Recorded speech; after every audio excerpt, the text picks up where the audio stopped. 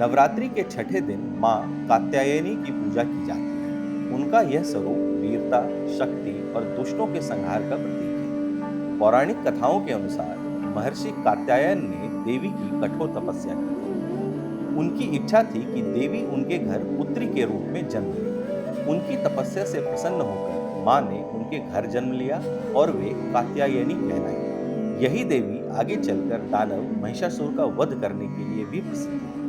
इसीलिए माँ कात्यायनी को महिषासुर मर्दिनी भी कहा जाता है। माँ कात्यायनी का स्वरूप अत्यंत तेजस्वी और पराक्रमी है। वे चार भुजाओं वाली है। उनके हाथों में तलवार और कमल रहते हैं। एक हाथ से वे वर मुद्रा और दूसरे हाथ से अभय मुद्रा में रहती हैं। वे सिंह पर सवार होती हैं, जो उनके साहस और शक्ति का प्रतीक है। नवरात्रि के छठे दिन माँ कात्यायनी की पूजा का विशेष महत्व है।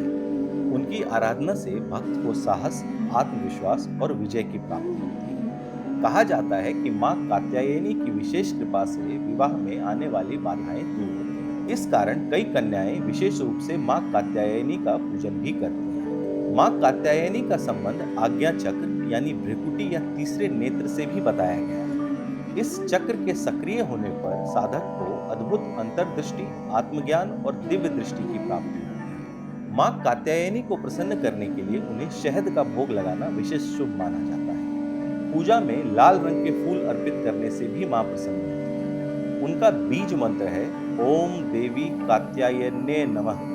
इस मंत्र का जप करने से साधक को शक्ति, विजय और समृद्धि का आशीर्वाद मिलता है। आप नवरात्रि के 7वें दिन के लिए भी हमसे जुड़े।